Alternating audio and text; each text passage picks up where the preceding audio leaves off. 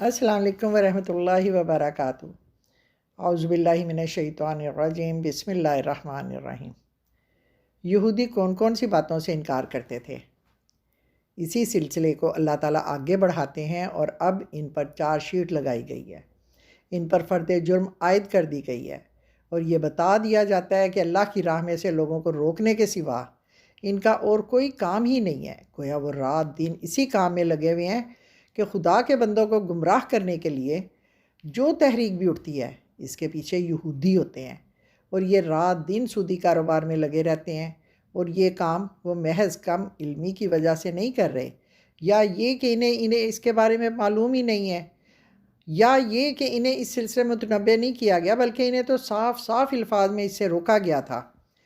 تورات میں صاف الفاظ میں یہ حکم موجود ہے کہ اگر تو میرے لوگوں میں سے کسی محتاج کو جو تیرے پاس رہتا ہو قرض دے تو اس سے قرض خواہ کی طرح سلوک نہ کرنا اور نہ اس سے سود لینا۔ اگر تو کسی وقت اپنے ہمسائے کے کپڑے گروی رکھ بھی لے تو سورج ڈوبنے تک اس کو واپس کر دینا، کیونکہ فقط ایک وہی اس کا اوڑھنا ہے، اس کے جسم کا وہی لباس ہے، پھر وہ کیا اڑ کر سوئے گا؟ بس جب وہ فریاد کرے گا تو میں اس کی سنوں گا، کیونکہ میں مہربان ہوں۔ اس کے علاوہ بھی تورات میں کئی مقامات پر سود کی حرمت آئی ہے۔ اس کے باوجود تورات کو ماننے والے یہودی لوگوں کا مال ناجائز طریقے سے کھاتے رہے، یہ سود کے ذریعے بھی کھاتے رہے اور دوسرے ذرائع سے بھی۔ آپ اگر دیکھیں تو آج بھی یہودی سب سے بڑے سود خور ہیں۔ یہودیوں کے ان جرائم کی وجہ سے اللہ نے ان پر بعض حلال چیزوں کو حرام کر دیا جو ان کے لیے حلال تھیں، یعنی یہ کہ بنی اسرائیل پر وہ تمام جانور حرام کر دیے گئے جن کے ناخن ہوتے ہیں، اور ان پہ گائے اور بکری کی چربی بھی حرام کر دی گئی۔ اور اس کا اشارہ ان سختیوں اور پابندیوں کی طرف بھی ہو سکتا ہے جو یہودی فقہ میں پائی جاتی ہیں۔ کسی گروہ کے لیے زندگی کے دائرہ کو تنگ کر دینا اصل میں اس کے حق میں ایک طرح کی سزا ہی ہے، اور اللہ نے کافروں کے لیے سخت دردناک عذاب تیار کر رکھا ہے، دنیا میں بھی اور آخرت میں بھی۔ دنیا میں جو عبرتناک سزا ان کو ملی اور مل رہی ہے وہ کبھی کسی قوم کو نہیں ملی۔ 2000 سال ہو چکے ہیں کہ زمین پر کہیں ان کو عزت کا ٹھکانہ میسر نہیں، دنیا میں تتر بتر کر دیے گئے۔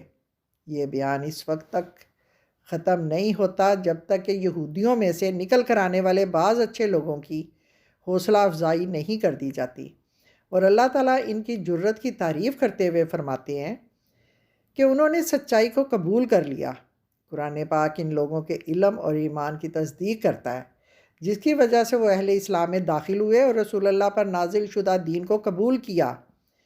یہ علم وہ تھا جو رسول اللہ پر اترا، جو آپ سے پہلے نبیوں پر اترا۔ وہ اس علم میں زیادہ رسوخ رکھتے تھے جس کی وجہ سے ایمان لے آئے۔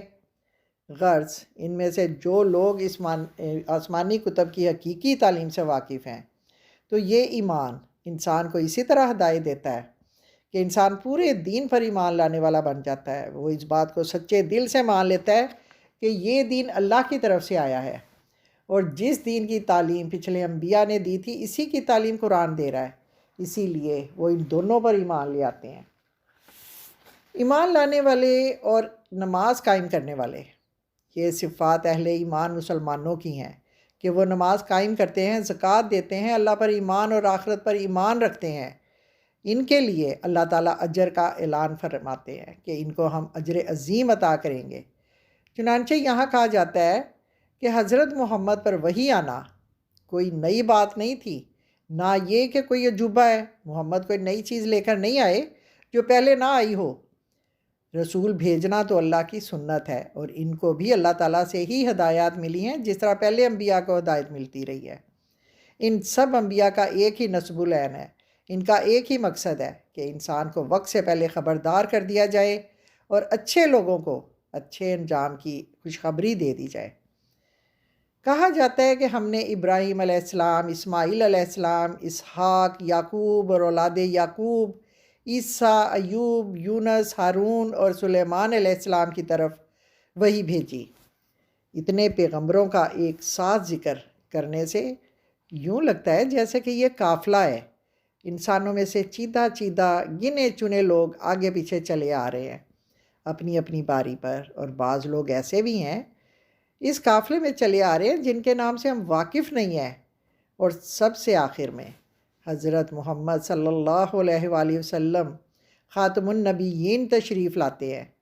یہ تمام انبیاء اس دنیا کے مختلف علاقوں، مختلف نسلوں، مختلف قوموں پر نبی بنا کر بھیجے گئے، اور یہ تمام انبیاء مختلف ادوار، مختلف زبانوں، مختلف معاشروں، مختلف خاندانوں میں کام کرتے رہے، سب کے سب خبردار اور متنبہ کرتے رہے اور خوشخبری دیتے رہے۔ یہ سب کے سب اللہ تعالیٰ سے وحی پاتے رہے، ان میں سے کسی نے کوئی بات اپنی طرف سے پیش نہیں کی۔ ان میں سے اگر اللہ نے حضرت موسیٰ سے براہ راست بات کی تو وہ بھی وحی کا ایک رنگ تھا۔ دوسرے انبیاء پر تو وحی اس طرح آتی تھی کہ ایک آواز آ رہی ہے یا فرشتہ پیغام سنا رہا ہے اور وہ سن رہے ہیں، لیکن حضرت موسیٰ علیہ السلام کے ساتھ یہ خاص معاملہ برتا گیا کہ اللہ تعالیٰ نے ان کے ساتھ خود گفتگو کی۔ بندے اور خدا کے درمیان اس طرح باتیں ہوتی تھیں کہ جیسے دو شخص آپس میں بات کرتے ہیں۔ یہ رسول جن میں سے بعض کے نام ذکر ہوئے اور بعض کے نام نہیں لیے گئے، کیوں بھیجے گئے؟ یہ اللہ کی شفقت اور رحمت کا تقاضا تھا۔ ان سب کا ایک ہی کام تھا کہ وہ اللہ کی بھیجی ہوئی تعلیم پر ایمان لائیں اور اپنے اعمال کو درست کر لیں، تاکہ وہ اللہ کے بندوں سے، مومنین اور اطاعت گزاروں کو خوشخبری دے دیں کہ اللہ نے ان کے لیے کیا کیا نعمتیں تیار کی ہوئی ہیں۔ بے شمار نعمتیں اور اللہ کی رضامندی ان کے انتظار میں ہے، اور جو ایمان نہیں لاتے اور غلط راستے پر ہیں، ان کو ان کے غلط روی کے برے انجام کے بارے میں بتائیں، اور ان کافروں اور نافرمانوں کو ڈرائیں کہ اللہ کا غضب اور دردناک عذاب ان کے انتظار میں ہے۔ اور یہ سب کچھ کیوں کیا گیا؟ ان تمام پیغمبروں کو بھیجنے کی ایک ہی غرض تھی، اور وہ یہ تھی کہ اللہ تعالیٰ کے مقابلے میں لوگوں کے پاس کوئی حجت نہ رہے، تاکہ آخری عدالت میں کوئی گمراہ مجرم اس کے سامنے یہ عذر پیش نہ کر سکے کہ ہم ناواقف تھے اور آپ نے ہمیں اس حقیقت سے یا سیدھا راستہ دکھانے کا کوئی انتظام نہیں کیا۔ اس لیے اللہ تعالیٰ نے بہت سارے انبیاء بھیجے، اور یہ سارے انبیاء ایک ہی کام لے کر آئے تھے، اللہ کی طرف بلانا، اور یہی کام ہمیں بھی کرنا ہے جو اللہ کے نبی کے بعد ہم سے کہا گیا ہے، ہماری ڈیوٹی لگائی گئی ہے۔ ہم اس سے پہلے بھی پڑھ چکے ہیں۔ فرمایا جاتا ہے کہ تم وہ بہترین امت ہو جو نیکی کا حکم دیتے ہیں اور برائی سے روکتے ہیں۔ تو اسی لیے یہ کام ہمیں بھی کرنا ہے تاکہ لوگ ہمارے خلاف حجت نہ دیں۔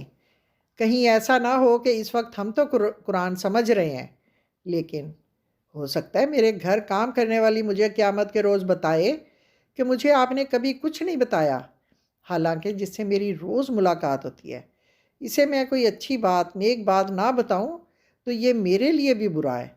میرے وہ تمام رشتہ دار جن سے میرا ملنا ہے، کہیں وہ نہ مجھے نہ یہ کہیں کہ آپ نے ہمیں تو کبھی قرآن نہیں سنایا، آپ نے ہمیں تو کبھی نیکی کی دعوت نہیں دی۔ میرے وہ پڑوسی جو میرے بالکل ساتھ والے گھر میں رہتے ہیں، کہیں وہ تو کھڑے نہیں ہو جائیں گے میرے خلاف کہ ہم تو ساتھ ہی تھے، ہمیں تو کبھی نہیں بتایا۔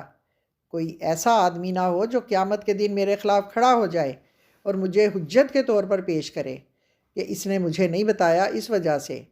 ضروری ہے کہ جتنے لوگوں کو میں جانتی ہوں، جن سے میرا رابطہ ہے، میرے کانٹیکٹ ہیں، ان سب تک جو نیکی مجھ تک پہنچی ہے اسے میں آگے پہنچانے والی بنوں اور انہیں پہنچاؤں۔ یہی کام انبیاء کرام نے کیا تھا کہ ہر دائرے میں لوگوں کو پکارا تھا، ان تک یہ پیغام پہنچایا تھا، اور اب یہ ہمارا فرض ہے کہ اب یہ پیغام دوسروں تک پہنچائیں۔ اب کہا جاتا ہے کہ اللہ غالب اس طرح ہے کہ اس کے بندے جرائم کریں تو وہ ان کو پکڑ سکتا ہے، حکیم و دانا اس طرح ہے کہ وہ اس کائنات کے تمام امور کو اپنی حکمت کے مطابق چلاتا ہے، ہر معاملے کو اپنی جگہ پر طے کرتا ہے۔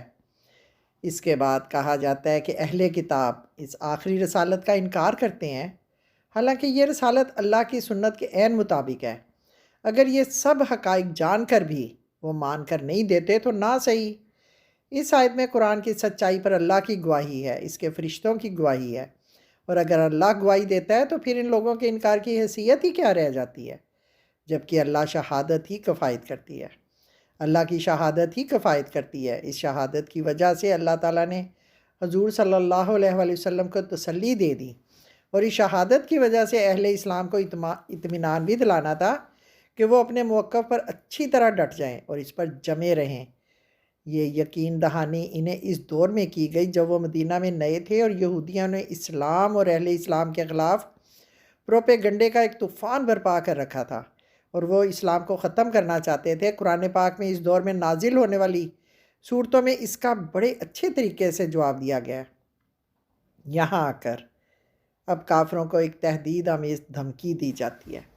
اللہ اور فرشتوں کی گواہی کے بعد اب دھمکی ہی ان کے خلاف مناسب انداز ہے، اس لیے کہ شہادت کے باوجود جو لوگ ہٹ دھرمی اور روگردانی میں مبتلا تھے اور انکار کر رہے تھے، یہ یہودی ہوں یا وہ لوگ جو حق کا انکار کرتے ہیں بلکہ دوسرے لوگوں کو بھی اسلام میں آنے سے روکتے ہیں، وہ یقیناً گمراہ ہو گئے ہیں اور راہ حق سے بہت دور نکل گئے ہیں۔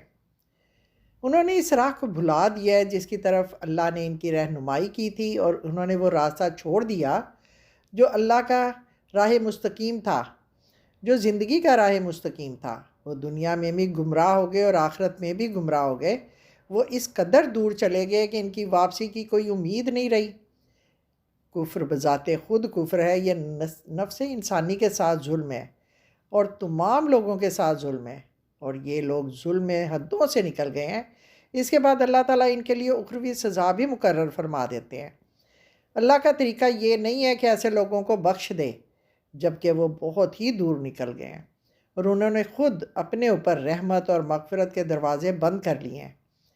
اب یہ اللہ کی شان کے لائق نہیں ہے کہ جہنم کی راہ کے سوا انہیں کسی اور راستے کی طرف رہنمائی کرے، اس لیے کہ انہوں نے اپنے لیے ہدایت کے تمام راستے بند کر لیے ہیں، اور انہوں نے ان تمام راستوں میں رکاوٹیں خود قائم کر لی ہیں اور صرف اپنے لیے جہنم کی راہ کھلی رکھی ہے، اور جہنم کی راہ میں بھی وہ بہت دور نکل گئے ہیں اور وہ جہنم میں ہمیشہ رہیں گے۔ اور اللہ کے لیے یہ کوئی مشکل کام نہیں ہے، وہ اپنے بندوں پر پوری طرح حاوی ہے۔ اس کے اور اس کے بندوں میں سے کسی کے درمیان نہ نسب ہے اور نہ ہی رشتہ داری ہے۔ اس کے لیے سب کو سزا دینا بہت ہی آسان ہے۔ ان سب باتوں کی وضاحت کرنے کے بعد یہاں آ کر پوری انسانیت کو عام دعوت دی جاتی ہے کہ یہ رسول تمہارے پاس ایک سچائی لے کر آیا ہے، اگر اس پر کوئی ایمان لائے گا تو یہ خود اس کے لیے ایک قسم کی بھلائی ہوگی کہ ان کے لیے اچھے کاموں پر انہیں ثواب ملے گا، اور جو شخص کفر کرے گا تو اللہ کو کوئی نقصان نہیں ہوگا بلکہ اس کے برے کاموں پر اسے عذاب دیا جائے گا۔ اس کی قدرت سب پر حاوی ہے، اور زمین اور آسمان میں جو کچھ ہے اسی کے لیے ہے۔ وہ ہر چیز کو جانتا ہے اور تمام معاملات کو اپنے علم اور حکمت کے مطابق چلاتا ہے، اور یہ کام اللہ کے لیے کوئی مشکل نہیں ہے۔ یا اللہ ہمیں اپنے دین پر ثابت قدم رکھنا اور ہمارے لیے آسانیاں فرمانا۔ آمین ثم آمین۔ فی امان اللہ۔